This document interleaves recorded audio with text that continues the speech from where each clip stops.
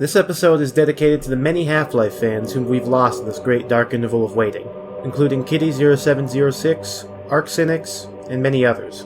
We do not leave our own kind behind, and we will carry your memory forward as we wait for that long-awaited Red Letter Day.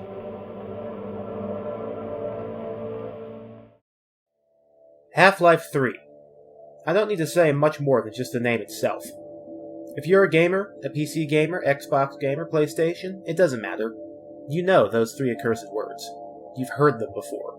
They're primal. Them and that estranged feeling of longing that tugs at your heartstrings and knots up in your stomach. What is it that you feel when you think about it? Perhaps it's sorrow.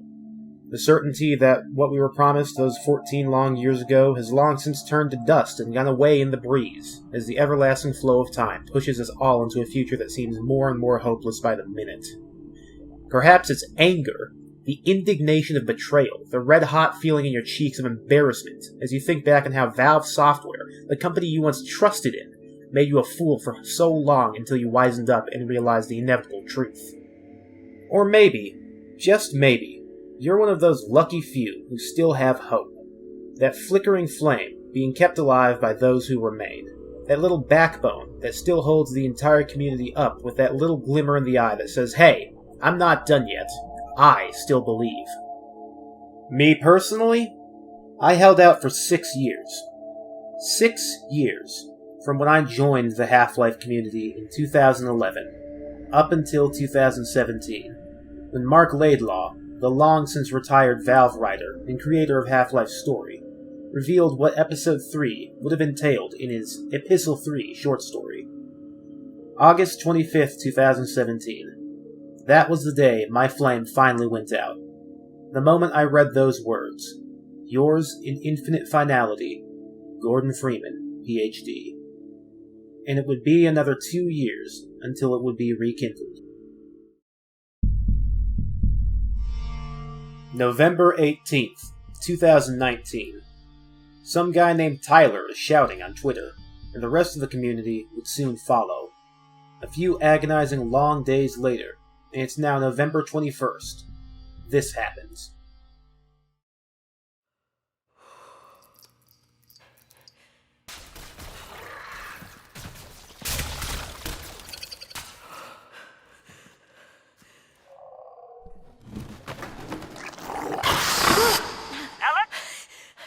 I'm here. So what's the plan? Now that guy named Tyler is crying on stream. And to be honest, I was too. After those 2 long, agonizing years of hopelessness, the belief that we've gotten our infinite finality, Valve not only rekindles the flame, they set the whole damn house on fire. Half-Life Alyx. Not only is it the first new Half-Life game in 13 years, but oh boy is it a damn good one. But you know what really rekindles the flame? It's the end of the game.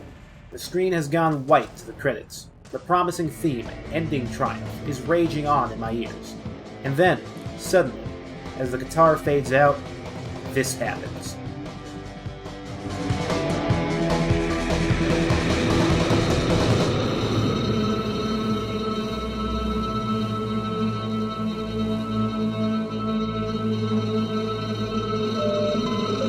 Warning. Vital signs critical. Seek medical attention. Gordon! Gordon! Wake up, Gordon. She's gone, Gordon. She's gone. Son of a bitch, it has unforeseen consequences. I knew it. When I get my hands on him, I'm gonna kill him. Right now.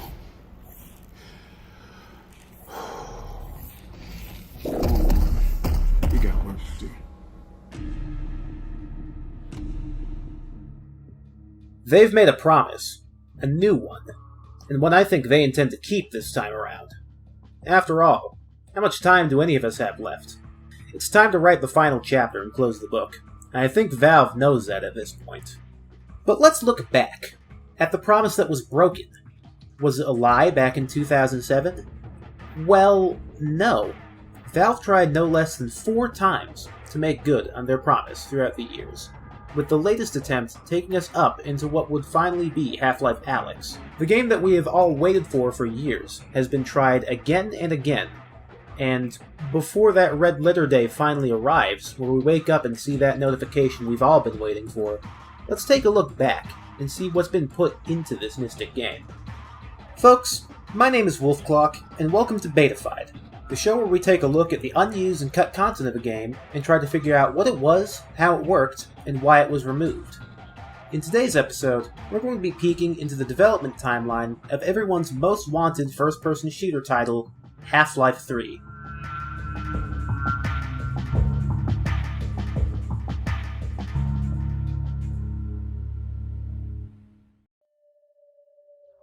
To understand why Half-Life 3 was the game that never was, we have to understand both Valve as a whole and what was going on at the times that Half-Life 3 was attempted.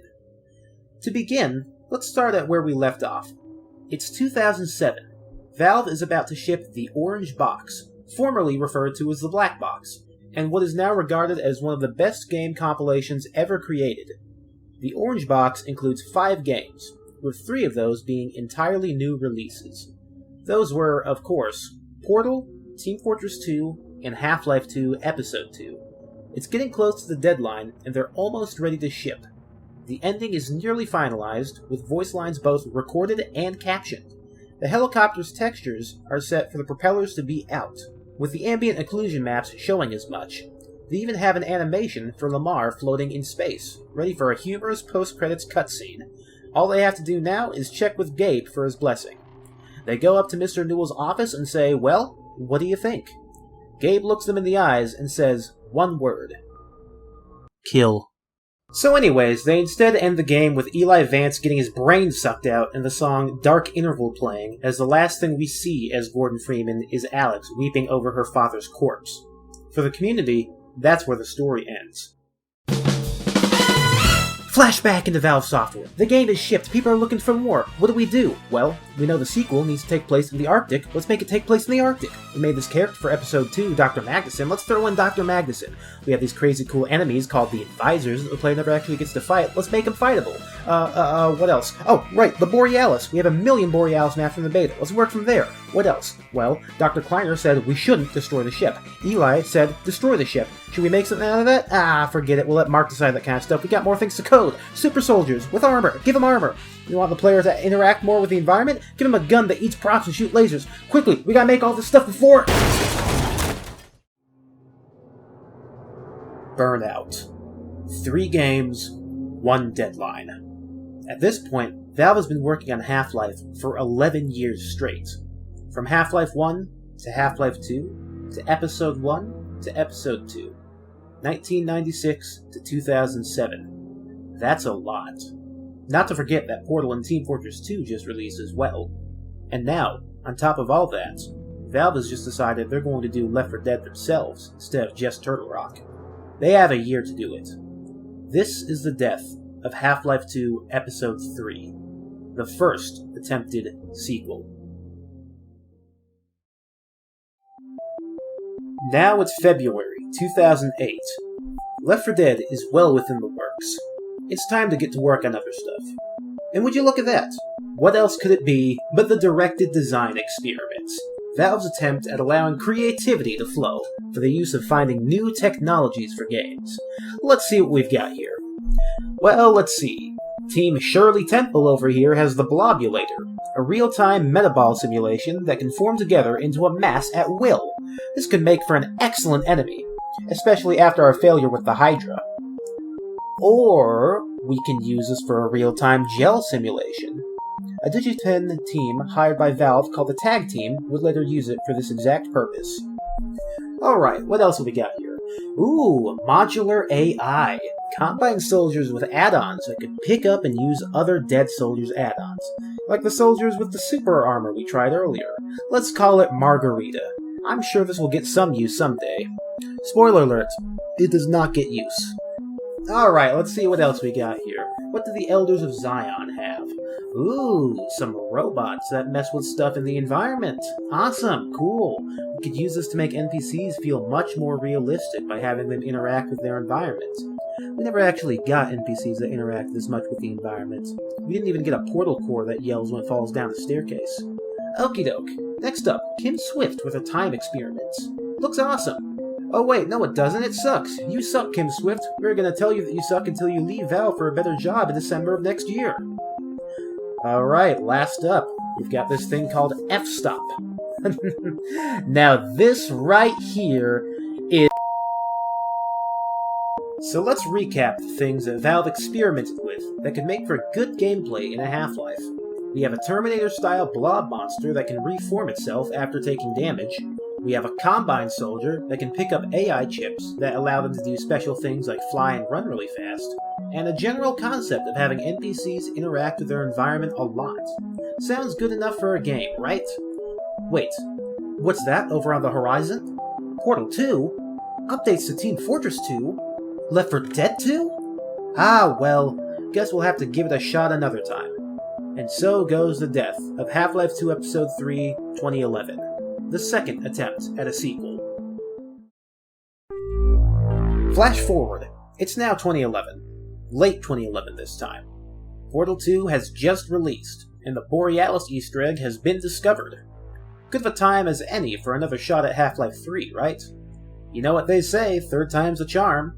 Plus, there's all this content from the first 2 attempts at a sequel. There's even this new work-in-progress engine going on at Valve called the Source 2 engine. Seems like the perfect opportunity to work again, right? Oh, what's that? Hey! It's our old friend Burnout, back for another round following the release of Portal 2. Alas, barely begun before it was destroyed yet again. Thus ends Half-Life 3, the third attempt at a sequel. Flash forward now. It's 2013. The last of Valve's major game releases, Counter-Strike Global Offensive, has happened a year prior, and Dota 2, which was in an open beta since 2011, is ready. There's no company-wide game to work on. The employees have nothing but time to develop. And develop they did. That is to say, develop the Source 2 engine. At this point, interest was beginning to grow with the Source 2 engine, and with the development of a new engine comes the age-old question. What should we put on it? Now, of course, with a question like that, the answer should be obvious, yes? And indeed, the answer seemed relatively clear to Valve as well. So from 2013 to 2014, work quietly went on not only for a brand new Half-Life 3, but also for Left 4 Dead 3. If you know why Left 4 Dead 3 was cancelled, you basically know why Half-Life 3 was, as well.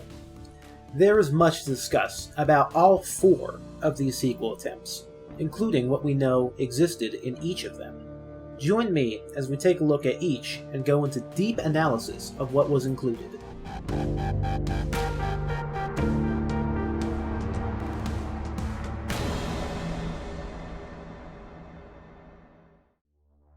To start things off, we have the first attempt made at a sequel to Half-Life 2 Episode 2.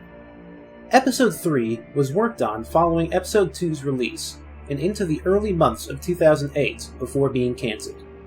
Just about everything that was made for this new version has been leaked or released in some capacity over the years, save for a few notable exceptions of assets. We know the entire story of what Episode 3 was planned at one point to be, thanks to Mark Laidlaw's Epistle 3. In essence, Alyx and Gordon would have boarded the helicopter immediately following Eli's burial. They would have crash-landed in the Arctic and had to have made their way manually to the coordinates provided by Dr. Mossman in the encrypted message sent in Episode 1, at which point they would have found a looming Combine structure. Once entering it, they would have learned that the coordinates weren't for the Borealis itself, but where it would likely teleport in during its infinite oscillation through time and space. At this point, Alyx and Gordon would have been captured by either Dr. Breen directly, in the form of a juvenile advisor, or by his own militia, and it would have been learned that a copy of Breen's consciousness, from likely just before his attempted ascent into Citadel, had been copied into an advisor, birthing what we in the community refer to as the Breen Grub. At this point, Breen would, ironically enough, show the humanity that he's gained in his slug form by stating that he himself was now against the Combine, and ask for a mercy kill at the hands of Alyx and Gordon. Following this, the group would find Dr. Mossman inside an interrogation room and set her free, at which point Mossman would input resonance keys in order to force the Borealis into their current time and universe for long enough to board it. Following the boarding of the Borealis, it would be learned that the currently active bootstrap device was causing the ship to oscillate throughout all of time and space simultaneously. After arguing about whether the ship should be used or destroyed, Dr. Mossman would have attempted to overpower Alyx, at which point Alyx would have shot and killed her, sealing their fate as drivers of what was essentially a space-time nuke. With plans to drive the ship directly into the Combine homeworld, the G-Man would have appeared and taken Alyx, leaving Gordon to pilot the ship alone towards the Combine's Dyson Sphere. Before being vaporized, Gordon would be caught by the Vortigaunts, and, after a search for home, would be left alone on the beaches of Earth, finishing our story of Half-Life and leaving room for a new story to take place afterwards. This is the story as we know it now, and much of it can be reaffirmed by what else we have. For example, the Brain Grubs model has a multitude of renders available, as well as a texture sheet found in Episode 2. The allegedly non-canon Brain Grub stories also affirms Dr. Breen's opinion on the Combine following his imprisonment inside an advisor. This story, however, was not set in stone, and there are many things from the same era as Episode 3 that conflict with it. For instance, Andrea Wickland's concept art, which was posted in 2008, likely following the first cancellation, and discovered by the community in 2012, shows, among other things, many shots of Zen and an unknown Xenian beast inside of it, often thought to be an awoken advisor, a story step referred to in Brain Grub's tweets. So, that's what we have in terms of the story. What do we have otherwise, though? Well, let's start with the code. We have code for the Armored Combine Soldiers, as leaked in the 2012 Source Engine 2007 leak, which sounds confusing if you don't know what it was. Basically, in 2012, all the games from 2007 leaked. It's how we have Portal's code, Counter-Strike Source's code, the first of our 2 code bases for Team Fortress 2, and several pieces from Episode 3. The NPC was called NPC Combine Armored, and is called a Heavily Armored Combine Infantry. We have no official images of this enemy, but the game called for a model called Armored Soldier, and the Combine Soldier would have 5 pieces of body armor that would fall off as they were shot, including on both thighs, both upper arms, and the chest. The code doesn't include their health or the damage they cause when meleeing the player, as this is handled in the game's skill file, but we can speculate that the enemy likely had around as much, if not more health, than the Combine Elite. Next up, we have NPC Weapon Scanner, who's referred to quite simply in the code as a scanner with a gun. The scanner would use the regular city scanner model and would fire 5 damage energy beams at the player at a speed of 1300 units per second. The weapon scanner had 30 health as well. Interestingly, although there is an evasion script that the weapon scanner could run if it takes damage, this block of code has been disabled in the file. Following this, we have Weapon Proto-1. As the name implies, it was likely a prototype weapon. That being said, hey, the script never actually calls it a prototype. Maybe Proto stood for Proton Gun. Yeah, not likely. Anyway, this weapon was quite interesting. Right-clicking with the weapon will ping the surrounding area. If an enemy is detected, it will respond with an echo and show the enemy through a triangle that lights up on the screen. Firing the weapon will produce a beam that can penetrate small walls and dissolve enemies. What's most interesting about this weapon is that, instead of having normal pickups for ammo, the gun can literally eat small to medium-sized physics objects and use them as a source of charge. This will become relevant again in the next rendition of Episode 3, which will be discussed in a few minutes, so keep this in mind going forward. Finally, we have the code for NPC Surface. This creature was a sort of Metaball test NPC, and first came included in the Source Particle Benchmark build that was leaked in 2007. Unfortunately, due to the community's lack of the Blobulator source code, this NPC's code cannot be used in any meaningful way. NPC Surface was essentially a test NPC to showcase the ability of the Blobulator code.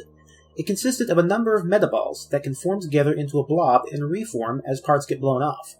When spawned in, the NPC is set to use the Hydra's model, but since it's made of metaballs that are generated at runtime, this is never seen, or, in the very least, I've never seen it with my tests with the NPC. Now, we've discussed what we have. Let's take a minute to talk about things we don't really understand.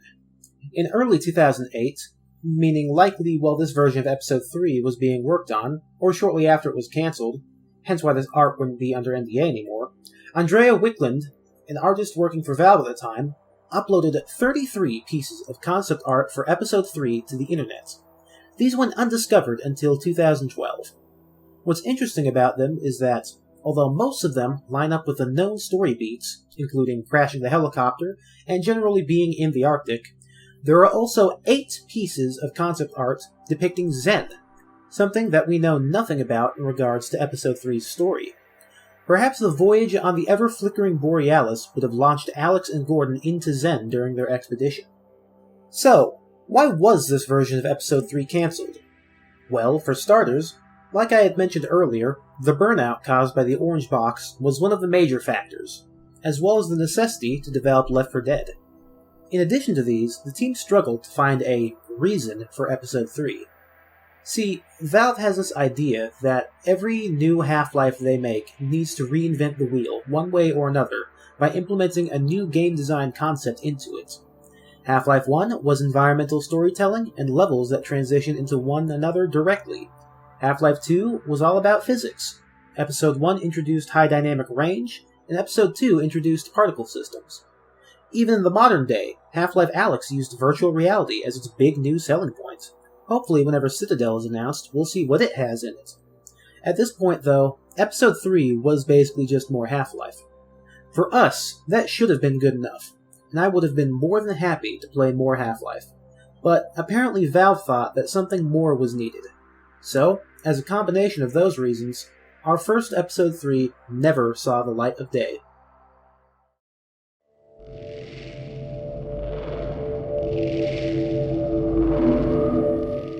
Around the time that F-Stop began development, a team began working on another attempt at Episode 3, this time implementing many concepts from the directed design experiments. This game, our second attempt at Episode 3, was significantly expanded in scope from its predecessor. The story was likely about the same, although we don't really have any information other than Epistle 3's storyline in this regard. However, what we do have are listings for both files and code from all over the place. This Episode 3, dubbed herein as the P2 Episode 3, on account of it being developed alongside Portal 2, has a leaked FGD file that exists to the public. For those of you who don't know, what an FGD file is a game definition file that's used within Valve's Hammer editor in order to discern what exists in a given game. Essentially, it includes the names of all entities that are to be found in the game, as well as entity information and blurbs explaining what each entity is and does.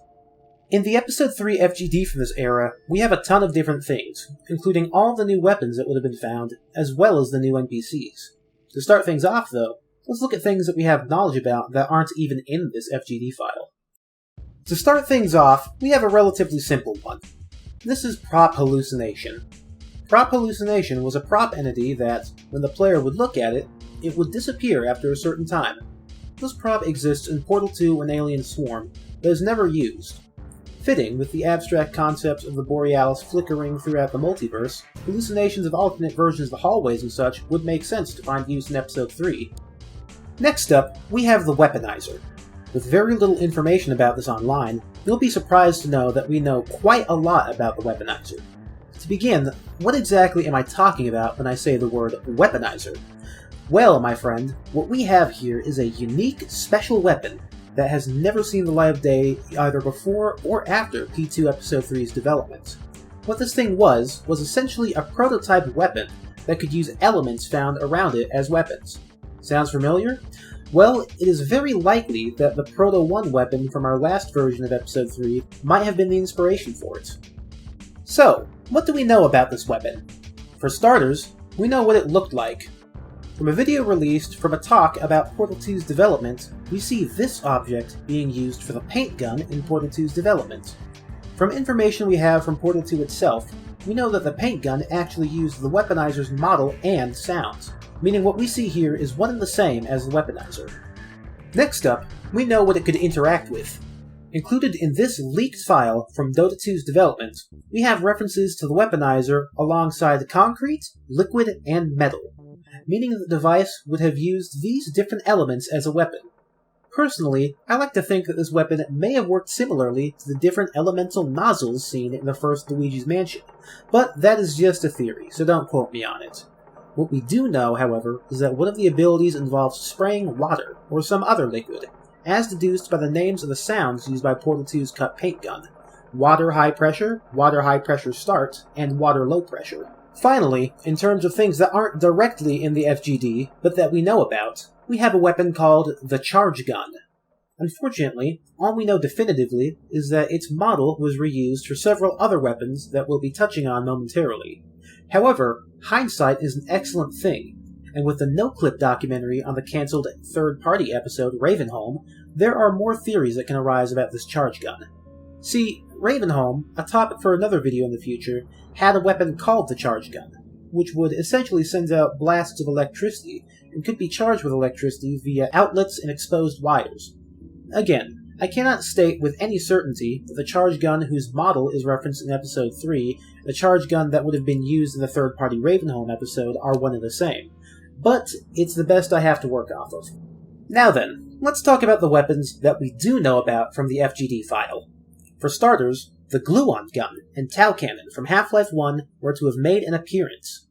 Interestingly, despite the fact that the Tau Cannon had a model in Half-Life 2, it had used the weaponizer's model as a placeholder during P2 Episode 3's development. Next up, we have the Ice Gun, a weapon that also used the weaponizer's model. With no info other than the name, we can only really speculate on what this would have been. But considering that was called an Ice Gun, I'm thinking that would have worked alongside the lines of freezing enemies. Something a la Frozone, if you will. On the flip side of the Ice Gun, we have the Flamethrower, one of the two weapons that use the Charge Gun's model. I sincerely hope I don't have to explain what a flamethrower is. Next up, the Teleport Gun. Now, due to the name, the art we have of Zen, and the fact that it also called the Charge Gun's model, I have reason to believe that this may have been the return of the Displacer Cannon from Opposing Force. Obviously, I have no definitive proof about this other than the name and model, so your guess is as good as mine. Now, you may be wondering, how would these have been loaded? Well, of course, the uranium ammo from Half-Life 1 would have also made a return, using the battery model as a placeholder. Lastly, we have Weapon Pipe Bomb Launcher and Weapon Flèche Gun, both referenced in the leaked code listing. These should both be rather obvious in terms of what they were and what they did. So that's it for the weapons. Let's talk about NPCs. To start things off, we have the most fun of the enemies to be created out of the DDEs, the Margarita Soldiers. Margarita Soldiers were an evolution of the Armored Soldier and were likely inspiration for the different soldier types seen in Alyx. Essentially, what they were Combine Soldiers with advanced AI chips that would help them in combat. When a soldier with an AI chip died, another soldier could run up to him and pick up the AI chip to gain his ability. There were 3 different Margarita Soldiers that existed: a mid-sized one, a large one, and a fast one. For some reason, all 3 of these soldier types had the ability to snarl. I have no idea why the hell a Combine Soldier would be able to snarl, but hey, Valve made the code. Blame them, not me. In addition to the 3 basic soldier types, there were a total of 9 different AI chips listed off here as they were ordered in the FGD. Saw, Propeller, Shield, Dart Gun, Minigun, RPG, Mortar, Brain, and Bomb. Of these, Valve has directly quoted the existence of Flight and Super Speed as being in the abilities these soldiers could have. What I find interesting is that there are additional settings for the Bomb add-on, including bomb target, trigger range, detonation time, an input to change the target, an output when the add-on is detonated, and, strangest of all, a maximum number of escorts, with the description reading, maximum number of squad members to recruit for escort. I have no idea what this means. There was also an AI add-on factory that would allow for a choice between the dart gun, minigun, propeller, bomb, shield, or RPG. This seems very similar to the resin fabricators from Half-Life Alyx, and I wouldn't be shocked to learn that that is what it's a direct evolution towards. Now, A number of these AI add-ons sounded somewhat like they were more for use by the player, especially the bomb add-on having the ability to escort squad members for some reason. The reason for this? Well, it's possible that only some of these were margarita add-ons, as there was actually a friendly NPC that could take add-ons as well. NPC Composite Companion was a player companion built off the Margarita Soldier Code. It used the shield scanner model as base, and judging by what we know from this FGD file, likely would have taken all the same AI chips as the Margarita soldiers. It, too, has an input to make it snarl. Lovely. Next up, we have the Roaming Advisor. Now this one is not actually located in the Episode 3 FGD, but instead was in the Portal 2 FGD from when the SDK was first released. This Roaming Advisor was, obviously, an advisor that the player was going to be able to fight, and, as the name implies, able to roam around. This NPC would have been able to spit, put up a shield, and cause avalanche blasts. It also had crash targets, meaning that it would crash at particular locations when killed, similar to the gunship. As a matter of fact, some of the FGD code implies that it may have been derived from the gunship, as all of the rest of its FGD code appears to have been copied from the gunship directly. Finally, we have the most interesting and most complex NPC of P2 Episode 3, the Blob Monster. The Blob Monster was a creature based out of the Blobulator code, and may have either been a sister to or a direct evolution of the Test Surface NPC from the previous incarnation of Episode 3. The Blob Monster would have been a blob that would chase the player through pipes and other such pieces of the world. It came in 4 different flavors and 5 different types. There were standard blob monsters, leapers, spitters, and spawners. Each name essentially explains what they would have done. In addition, we have standard blobs, tiny blobs, small blobs, medium blobs, and large blobs. They also had a nest to regenerate from called the Blob Regenerator, which used one of the hive models from Episode 2. They could take form using blob shape targets, had special triggers that they could activate, and could be repelled by repellers, likely in a similar vein to the antlion thumpers. These blob monsters could have multiple brains, could split down the middle, and could merge with other blobs. They could spit, leap at the player, and had tentacles that they could use as weapons. Again, very similar to the Hydra by nature. They could spawn regenerators on their own, and would have been able to be frozen and thawed with the player's flamethrower and ice gun. To finish off this list, we have the most important piece of the puzzle, a gas pump. It pumped gas. In terms of other files, the Portal 2 SDK included sets of animation instructions for Dr. Magnuson, implying that he had at least a semi-important role during this version of Episode 3. So, we have all of those things. Now we must ask the question, why was this version cancelled? Well, for starters, Valve's insistence on having a uniqueness to this game once again met with failure. The team was unable to find something that would live up to the expectations. Personally, I would have seen a creature made out of metaballs that could split apart and reconstruct itself to be more than enough in terms of new technology. However, during this time, Valve was interested in something else: sign language. See, in 2009, Valve held a meeting with a deaf focus group about the usage of sign language in a Half-Life game, stating that Alyx once had a crush on a deaf resistance member, and, while said member was fighting off somewhere, Alyx had Dog try to teach her sign language. One of the important points to be taken from the focus group was how facial expression was an important piece to go alongside signing. The Source engine, of course, was famous for being one of the best early examples of incredibly realistic facial animation, with a great amount of nuance and detail being put into just about every voice line used in the game. However, neither the Blobulator's advanced metaball physics technology nor the conceptual edition of sign language were ever enough to keep the game from going with the project, as Portal 2 became a #1 priority in Valve. Ultimately, it was these factors that had led to the cancellation of the second attempt at Half-Life 2 Episode 3.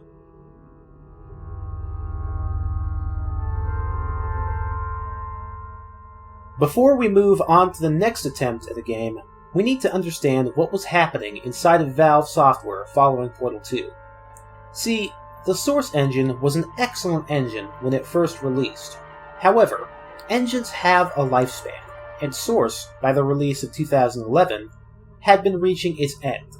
With very little functionality in terms of multiple cores and threads, a dated system of lighting, which was both time-consuming to bake and not always reminiscent of reality, and code getting messier by the minute, it was clear that Valve would need to begin moving things over to a new engine. And that is where the great transition began. In 2010, an internal engine tech demo was performed using a new, high-resolution version of Left 4 Dead 2's Plantation map, with images of this demo leaking online in 2014, before the full video demo was shown in 2020 with the release of the final hours of Half-Life Alyx. Following the release of Portal 2, this new engine would be worked on alongside the development of Valve's games, before making its first official debut in 2015 with the release of Dota 2 Reborn. The name of this engine? Source 2. With modern engine capabilities, the new Source 2 engine would be the perfect excuse for development of a sequel to Episode 2, right? Well, unfortunately, things weren't all glitter and glamour, it seems. See, the development of the Source 2 engine was incredibly long, tedious, and bumpy. What released with Dota 2's port was nothing near full completion, and, in fact, it would take another 5 years for the engine to be developed until it was in a stable enough state to be shipped with games that could make use of more of its features, and off to other development teams such as Facepunch Studios with their Sandbox game. Nader CEO Gray Newell has gone on record stating that, while looking for an engine to house the development of their flagship game, Fury, he had approached a number of members of Valve Software in search of someone that could give him information on Source 2, ultimately being led in circles without any conclusive answer about the engine. Biggest problem of it is nobody knows anything. When we went to go talk to them about Source 2, nobody actually knew anything. Dead serious. They just were like, you should go talk to this person, you should go talk to this person. And it just started going in a loop, and we went back to the previous person they told us to talk to, and I was like, alright, this isn't gonna happen. Likewise, the final hours of Half-Life Alyx explained that, during the era of the 2010s, herein referred to as the Dark Interval, the development of Source 2 was slow and sluggish. Multiple projects had been attempted on other engines, such as Unity, and, in the case of Valve's tech demo, The Lab, all minigames except Robot Repair were made in Unity. For projects that were attempted on Source 2, development was often halted on account of the engine not functioning as intended, with Left 4 Dead 3 being a specific example given by the final hours, noting that zombies would go through walls and clip out of bounds. It is for these reasons that our next attempt at a Half-Life sequel had fallen through.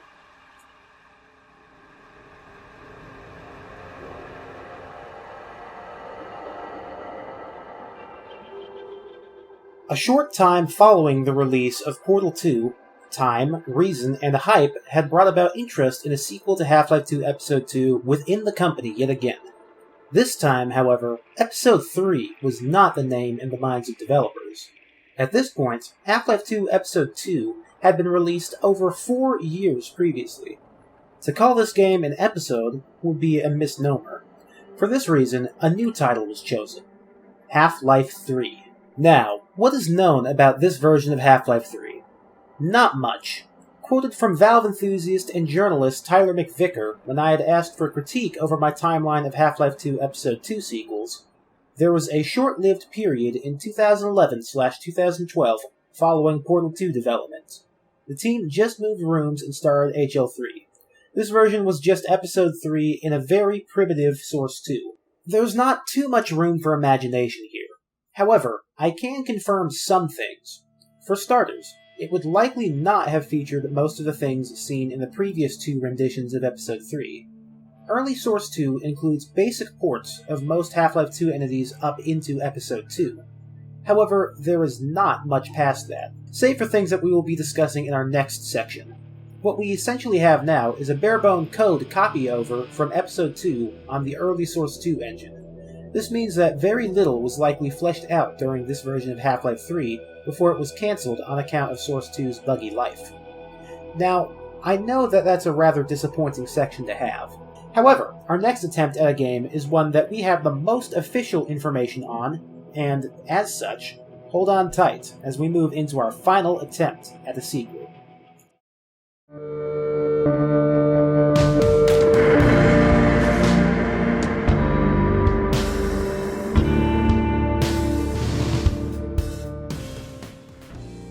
begin with this, let's explain the name.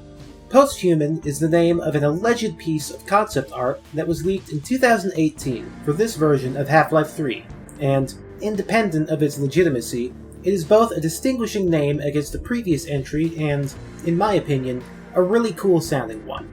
So this is what I will be using to refer to this version from now on.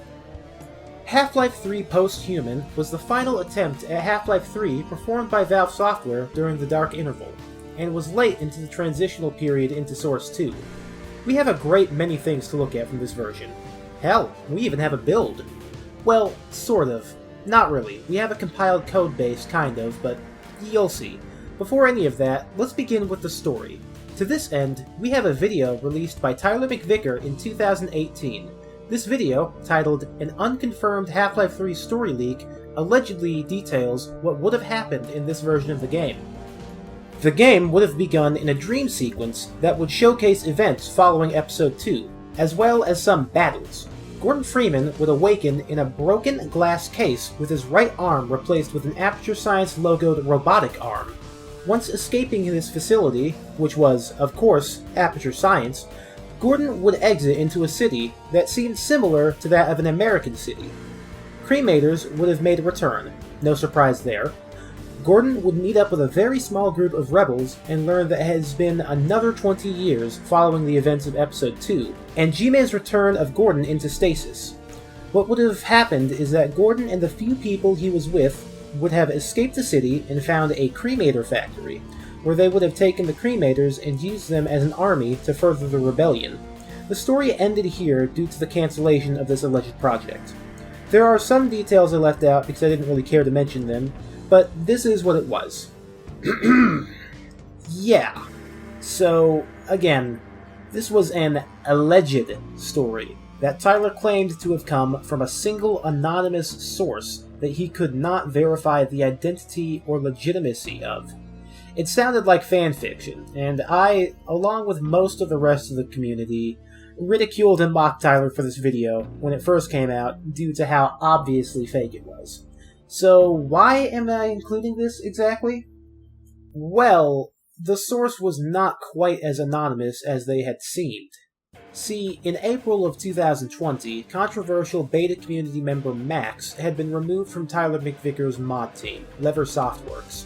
Max, in response to this, leaked a great number of things, including the source code to a 2017 version of Team Fortress 2 and source code to CSGO, as originally leaked privately by a man named Danny in 2018, as well as the source code and assets to Lever Softworks' remake of F-Stop at the time, titled Shutter Speed, or Afterimage, and, most importantly to the discussion of this video, the actual chat logs between Tyler and his source. His source's name was Cephalon. Cephalon, to be exact. Now, who cares about this anonymous alias? Well, there is more to the story than meets the eye. See, going back to the initial backlash of Tyler's video, I had begun to notice that some prominent members of the community, and friends of mine, had suddenly done 180s, going from making fun of this clearly fake leak to suddenly defending it with their lives. So I began digging. As it turns out, there was more to the story. Cephalon had proof, and had shown that proof to Tyler. What I heard was that his evidence was an image of his desk at Valve itself. With no visual evidence to back this claim, all I can do is give hearsay, but these things stand as they are. This same source had also legitimized himself with talk of HLVR years before it had been announced, albeit with much of it being incorrect when it was finally revealed what he had said and what had actually shipped. In terms of this version of Half-Life 3, although much of the story sounds fake, there are some pieces of evidence that line up in terms of what we have for the game itself. Now, we've spoken about Cephalon's leaks. Let's look at the actual build we have. In 2016, the Steam VR performance test was released. However, when it first launched, the incorrect branch was chosen for the release, leading to a major leak of about 80 Source 2 maps, including test levels for headcrabs and striders. However, what is the most important part of this build is the code. See, all the entities from Posthuman were in this build, even more than what's found in the release version of Half-Life Alyx.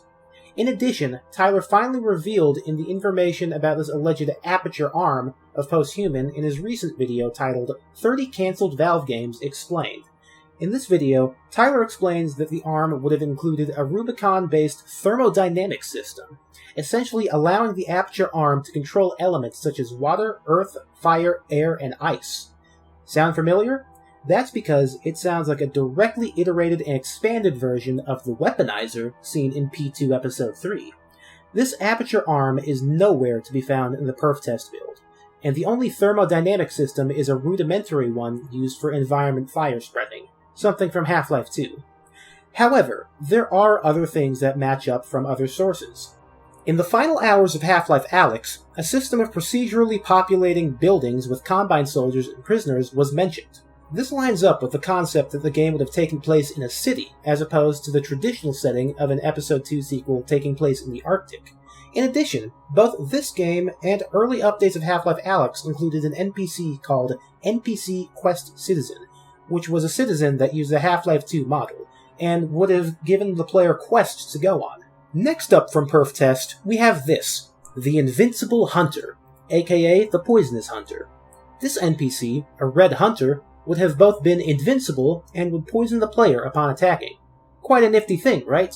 I would so love to get some footage, but alas, I do not have a ported hunter model in my copy of the performance test. That being said, porting the hunter's model from Episode 2 into Source 2 will allow for it to appear just by typing NPC create NPC Hunter Invincible in the console. The last of the cut NPCs we have from Perf Test is NPC Turret Ceiling Pulse. Unfortunately, attempts to create this NPC have been fruitless as of yet, so it's hard to say what the pulse function meant. My best guess would be that it's just a ceiling turret that shoots pulse ammo or pulse fires at the player. So, those are it for the NPCs we have. However, we also have new weapons. This is the Spy Grenade, a grenade whose name appeared time and time again in leaks throughout the last decade, and is still in Half-Life Alyx itself. Its main defining difference in appearances is that it includes red pulsing rings on its model. Yes, this is not an error. Those rings are intentional. So much so, in fact, that we have a remade texture sheet for the classic grenade in Half-Life Alyx's files, which, in addition to its higher fidelity, also include these lines. When deployed, the player can activate the Spy Grenade to switch their view onto the grenade itself up until it explodes. Stealthy, right? Well, the next piece we have here works with the stealth concept quite nicely. Here, we have the Crowbar Zipline. When setting SV Crowbar Zipline to 1 in the console and spawning in a crowbar, the player can set 2 different points with said crowbar and create a zipline between them to move across.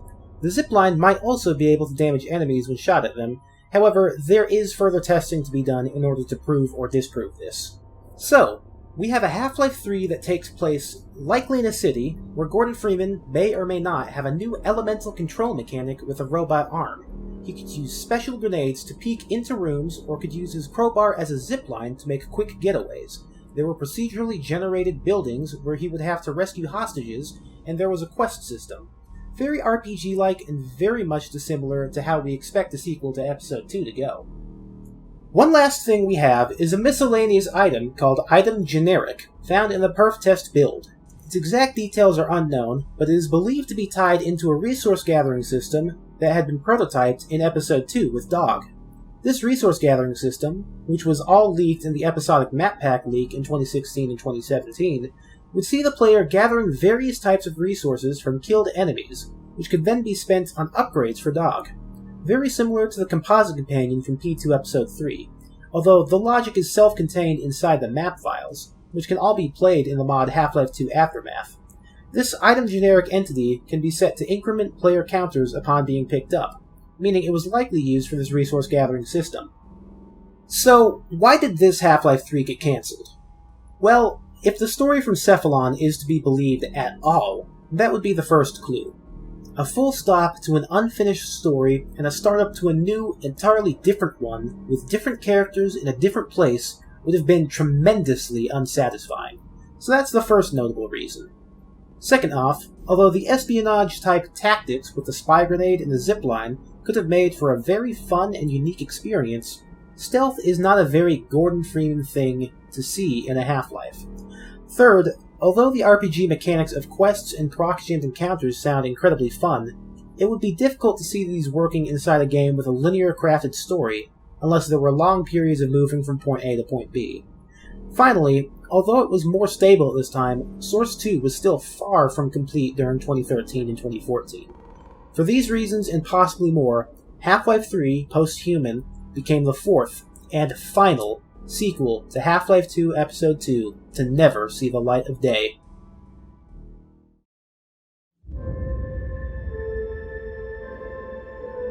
Although it is sad to have seen so many different versions of a sequel to Episode 2 never make it into the light of day, there is some light to behold at the end of this long, dark tunnel. With the dark interval finally over, and the arrival of the red letter day with Half-Life Alyx, there is much more hope now than there has ever been for the past decade. It's sad that so many of these amazing concepts never got to make it out of development.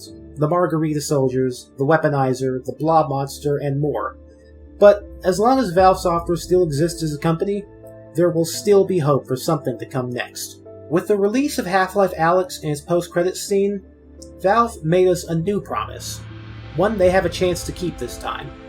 And with the announcement of Citadel feeling right around the corner, even being teased in the final hours of Alyx, and all those extra models of classic characters that we know Valve made, Dr. Breen, Kleiner, and even Barney, the road has finally been paved for a new and proper conclusion to Half-Life. If you were to have asked me before Alyx if I was a believer, I would have shook my head. But now, today, you better believe I'm a believer, and I will be looking out for that day that great big number finally makes its debut in the game list of Valve, with Half-Life 3. Thank you all so much for watching. It really means the world to me. If you'd like to stay up to date on my upload schedule for videos like this one, subscribing and hitting the bell could never hurt. As you can see, the percentage of subscribed watchers could always do for an increase. Don't worry, I don't upload all too often. If you're interested in more videos on Half-Life, my Half-Life Betafied playlist is right here. If you're interested in Betafied as a whole, I have a mega playlist over here. And if you're watching this live, stay tuned to the end of this premiere for our second Betafied in this double feature. I have been Wolfclock, and thank you for watching.